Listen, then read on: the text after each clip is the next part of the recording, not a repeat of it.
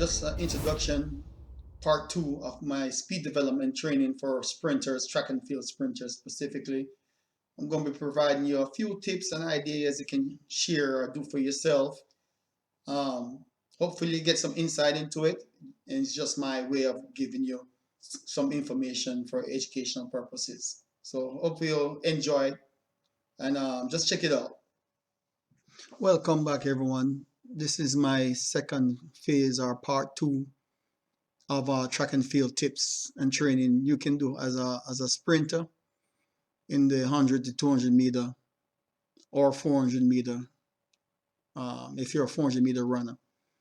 And just dropping a few ideas. A disclaimer: anything you follow on this channel, any ideas, training tips that I give, please consult with your current coach and your doctor to make sure you're physically fit and able to do these activities or training ideas.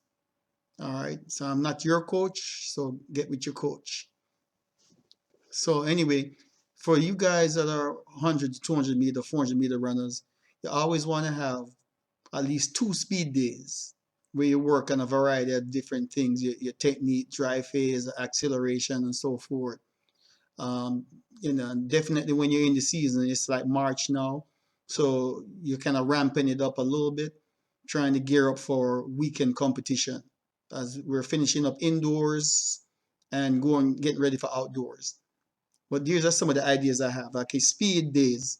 So on your longer days where you do speed endurance, it's more an aerobic energy system that you're working. You're breathing a little more, using more oxygen, working on pacing and relaxation. In the speed day, I like to call them speed blaster days. You're working on your anaerobic capacity where you're doing more explosive type running, where it involves very little oxygen, and this can be kind of high lactate a little bit too, depending on how many reps you do and the recovery in between. But specifically, consider this hard speed acceleration day. So on a day like this, say today is a Tuesday, as you can see here, follow along with me. You get your blocks together and you do 4 times 10 meter out the blocks, 3 times 20, 3 times 30, 60-second recovery between each. You walk back. So after the first 10-meter um, um, drive out the blocks, you walk back pretty much, set up in the blocks, start again. So of course, for you runners, you're gonna set up yourself at the starting line, get your blocks together, get your measurements, and then you just go. You do this pretty much at about almost 100%. So you'd come out about 90% effort doing all these reps, the 10-meter sprints, 30-meter sprints, 20-meter sprints, and you're working in your drive phase. Head down, arm drive, pushing off the blocks. You should be working with your coach or have your fellow teammate watch each other. But you want to do this together, preferably have your coach watch you and making sure you're setting the blocks correctly. Hands, fingers behind the line, coming up on the blocks in your set position in the correct position, with the 45-degree angle. Make sure you're not too high in the hips and have pressure on the back of the blocks and the legs that's in the rear of the blocks. Front set up on the blocks properly. And then when you fire the gun or the whistle, you want to drive out, head down for the first 10 meters. Same thing, repeat again. Once you get with that 30 meters, 20 meters, working on your drive phase. Quick recovery, head down. You should not be coming up until around 30-meter mark and getting ready to go into your sprinting form and turn over. Then after all that is done, get ready. You recover a little bit. You take a 5-minute recovery after your acceleration phase, working in your drive phase. Take about a 5 minute recovery. Then you walk over, get ready for the 150-meter sprints. And these I like to break them up in you blast 50 meter, relax 50 meters, where you're working on your turnover, relaxation, keeping the momentum, and then gradually accelerate to 100% max effort to the finish line. It's a way to kind of teach you how to come out hard, where you're accelerating, using your arms, get your knees up, turning over the first 50. And when you're relaxed, you're basically keeping up momentum, but relaxing, making sure your arms are relaxed, shoulders are relaxed, no tension going on.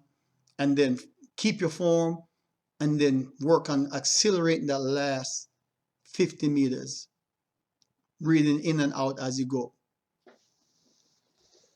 And you do that around a 16-second pace. Because around March, you want to be doing them around 16 seconds at this time. Some coaches might have you do more than 3. They might have you do 3 to 6 of these with, 1 to 3 minute recovery. As you get further into the season where you're approaching your championships, you're doing these probably more like in the 15-second marks. If you're getting ready for the Olympics, you're probably going to be doing like 1 or 2 150-meter sprint at around 14 seconds, 14 to 15 seconds with just like, a walk back for recovery. But this is to develop your raw speed, competitive speed, get your body adjusted to competition speed, that you're going to be performing in your event coming up for the competitive weekend. So if you're going to be running 100, you want to be working at almost race speed, gearing up your body, getting ready to gradually hit that plateau. Once you hit that plateau of your in the heights of your season, you pretty much maintain it. You might bring it back a little bit once you hit the plateau, but the key thing is you don't want to hit your plateau too early in the season, because then you start to kind of fade. Your body can only maintain that type of effort or work, throughout the season for certain times, and then you have to build back up again. It's all the different phases that you got to make sure you peak at the right time. So this is like the beginning of trying to peak for competition. Sometimes you might perform a little bit better, unexpectedly, based on how well you're performing and adjusting to the workouts. But you definitely want to make sure you warm up properly before doing all these exercises. You do, 10-minute jog. When you finish with the entire routine, 5 to 8 minute jog, cool down, and then you do a light stretch, then take it to the house, whatever the coach have you doing, whether you go to the weight room to work on a little strength development, or go to the training room to ice down, your legs and kind of help with your recovery, that kind of stuff. But this is some of the type of workouts I did as a sprinter. My background was the 100, 200 meter in college, high school, in the Olympics. I competed for Jamaica, so I did all that kind of routine, just little tidbits. Always get with your coach, of course, to work out your routine. Make sure you're well prepared, and by this time you should be ready for competition and should be gearing up and doing speed specific work for your event, because you shouldn't be doing 10 times 150 at this point, running them with 2-3 minute recovery with a 20-second pace, especially if you're a sprinter.